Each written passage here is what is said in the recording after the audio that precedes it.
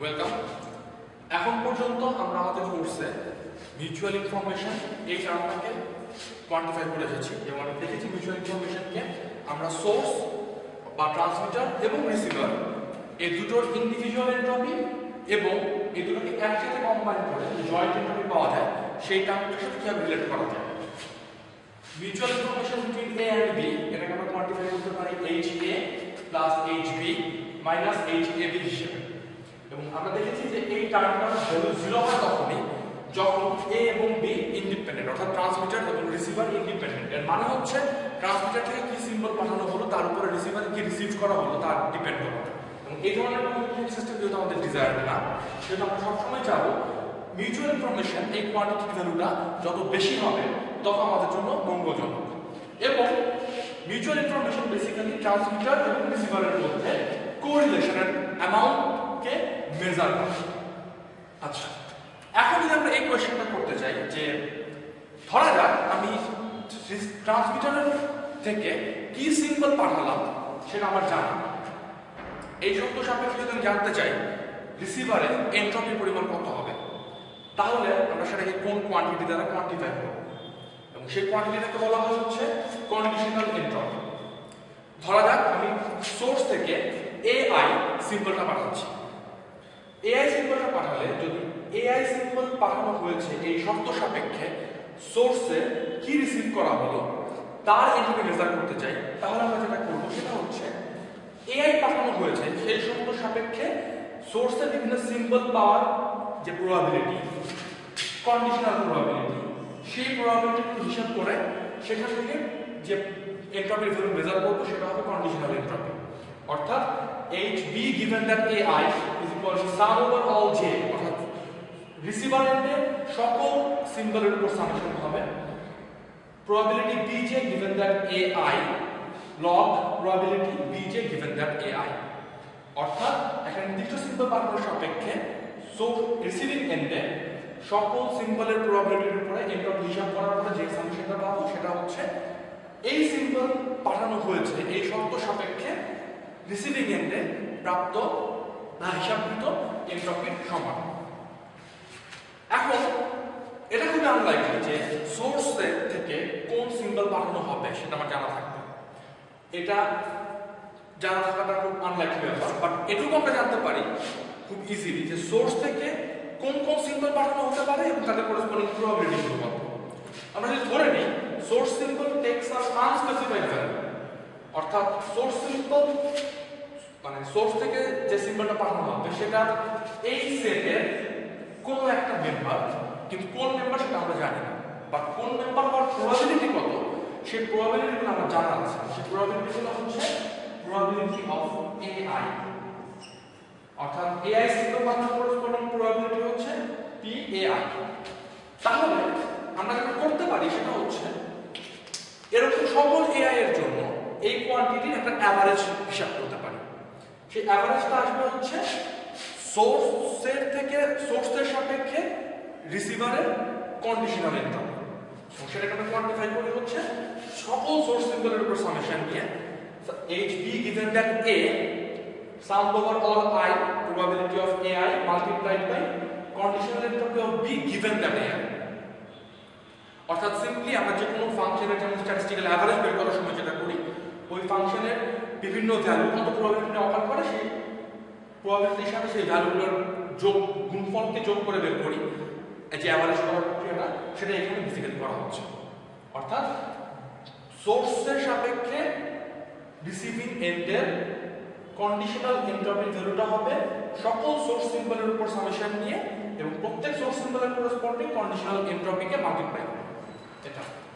এখন এই কোয়ান্টিটিটাকে আমরা আমাদের অলরেডি নোন কোয়ান্টিটিগুলোর সাথে রিলেট করব।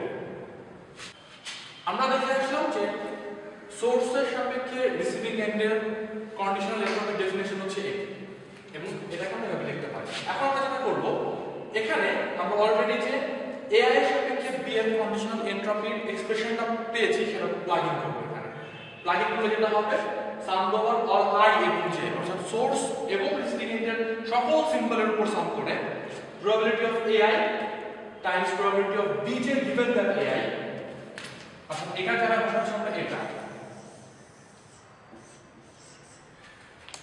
এটা এরকমই রইল probability bj given that ai log probability bj given that ai সামনে একটা মাইনাস সাইন আছে। আচ্ছা এখন খেয়াল করে দেখো এই দুটো কোয়ান্টিটি probability of ai এবং probability bj given that ai এটা আসলে কি? এটা আসলে জয়েন্ট probability।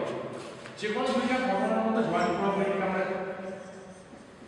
ডিফাইন করব হচ্ছে probability of x times probability of y given that x।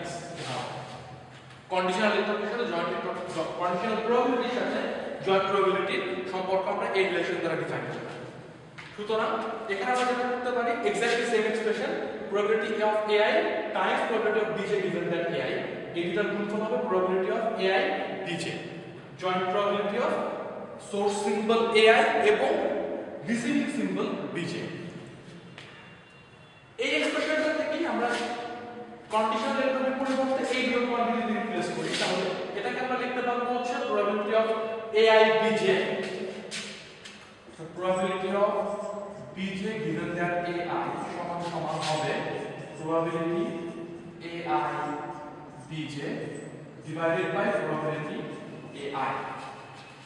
এই এক্সপ্রেশনটাকে এখানে প্লাগ ইন করলে আমরা দেখতে পাবো এটাকে দুই ভাগ করে আমরা লিখতে পারি probability of ai bj এবং এখানে probability of ai।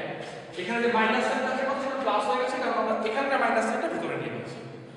আচ্ছা এখন খেয়াল করে দেখো এই এক্সপ্রেশনটা আসলে কি?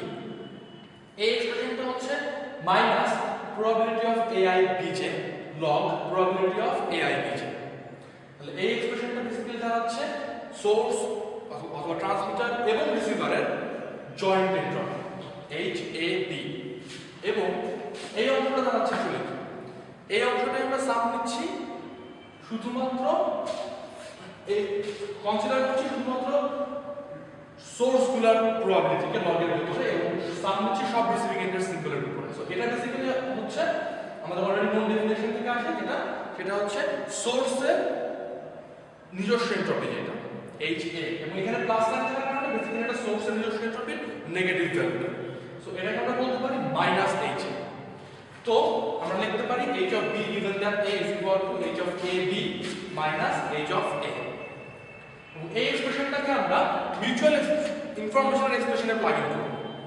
মিউচুয়াল ইনফরমেশন এক্সপ্রেশনে প্লাগ ইন করলে আমরা দেখব HAB অর্থাৎ mutual information between a and b সেটা ছিল h of a plus h of b minus h of ab ছিল।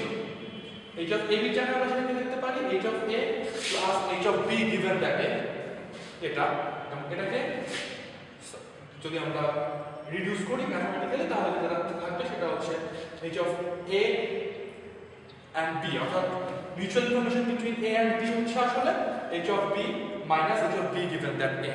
অর্থাৎ আপনি এটাকে সহজ ভাষায় ব্যাখ্যা করতে চাই তাহলে যেটা দাঁড়াবে সেটা হচ্ছে সোর্স এবং রিসিভারের মধ্যে যে মিউচুয়াল ইনফরমেশন সেটা হচ্ছে শুধুমাত্র রিসিভিং এন্ডে প্রাপ্ত ইনফরমেশনের কোয়ান্টিটি থেকে শুধুমাত্র রিসিভিং এন্ডে প্রাপ্ত সিম্বলগুলোর জন্য হিসাবকৃত এন্ট্রপি এবং সেখান থেকে আমরা যেটা বাদ দেবো সেটা হচ্ছে আমরা সোর্স সিম্বলগুলো জানি এই শর্ত সাপেক্ষে